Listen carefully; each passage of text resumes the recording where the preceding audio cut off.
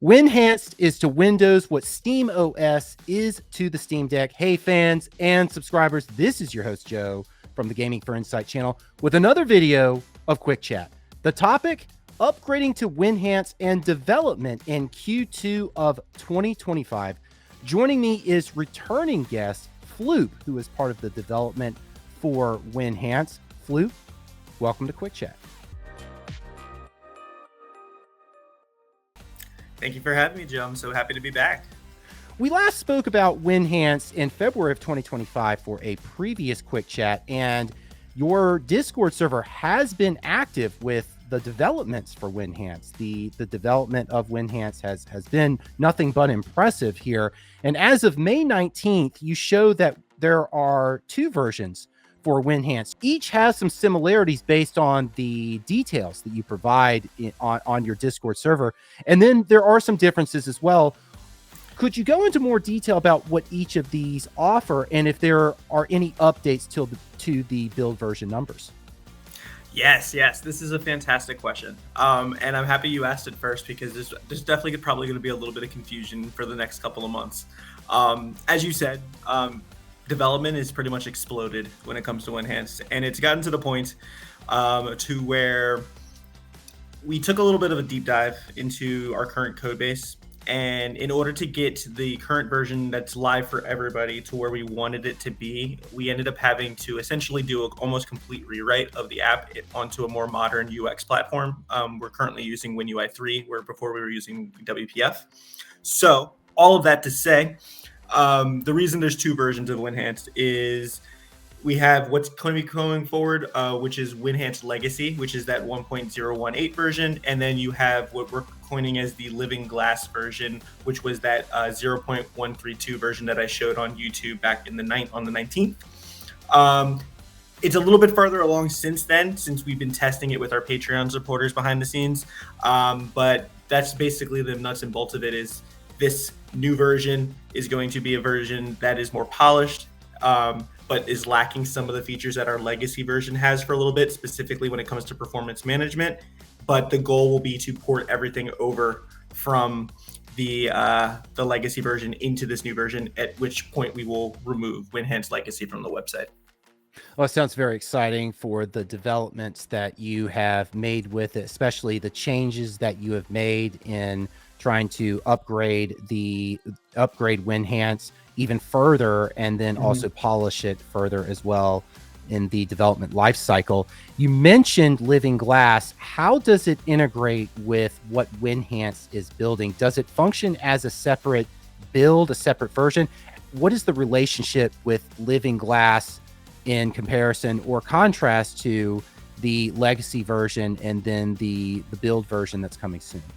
Yeah. So the Living Glass version is essentially the phrase that I've been using to describe the new aesthetic and the new UI that everything within Winhanced moving forward is going to be falling under.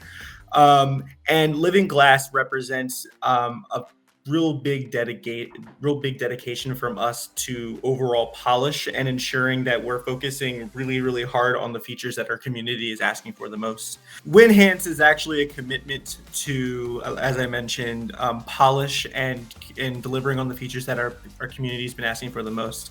And the number one feature that our community has asked for is just polish to the overall experience within Winhanced. So as you can see here, there's been a much larger focus on things like the overall ability to scroll around with a mouse and keyboard, the ability to click in and actually have smooth animations, all of which were not currently possible on the previous version of Winhanced, but are now possible.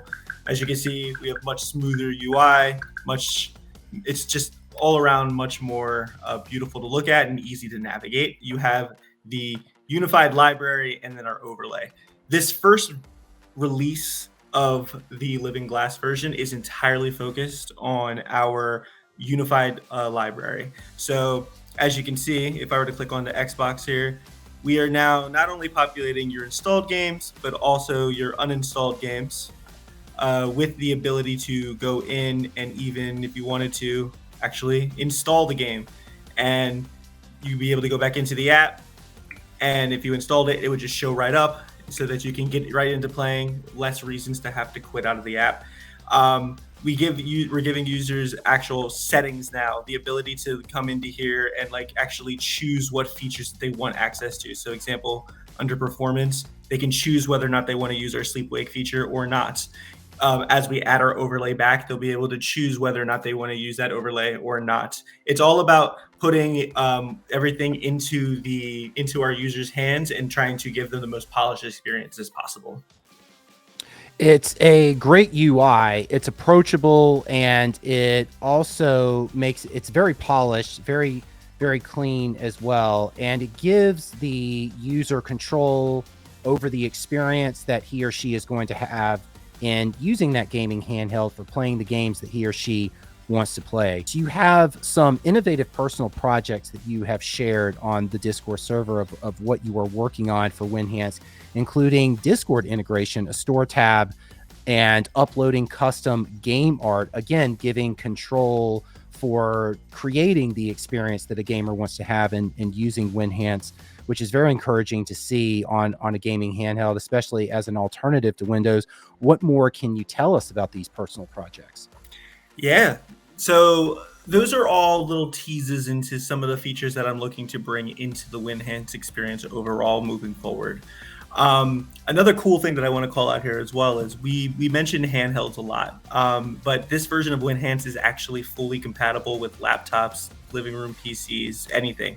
And it's not just specific to AMD anymore. Like you can do this on like the Claw, you can use this on a desktop PC with an NVIDIA GPU. But besides all of that, I'm also looking, like I said, looking into things like Discord integration, because on a handheld, why am I going to navigate to the desktop, open up Discord, and join a voice channel? When on a PlayStation, I can click on the voice chat, select a server, and join. I want to be able to bring that type of functionality into Winhanced. So that's what Discord integration is hoping to be in the future. As well as we have some really awesome partnerships. Like we're partnering with the people who do EmuDeck to potentially bring over emulated game libraries into the Winhanced library, as well as lossless scaling. We reached out to that dev as well, and they're going to be able to bring some of the toggles to use lossless scaling directly within Winhanced as well. So anything to bring the overall gaming experience into the Winhanced ecosystem so that you don't have to navigate and mess around with Windows, those are the goals of all those personal projects.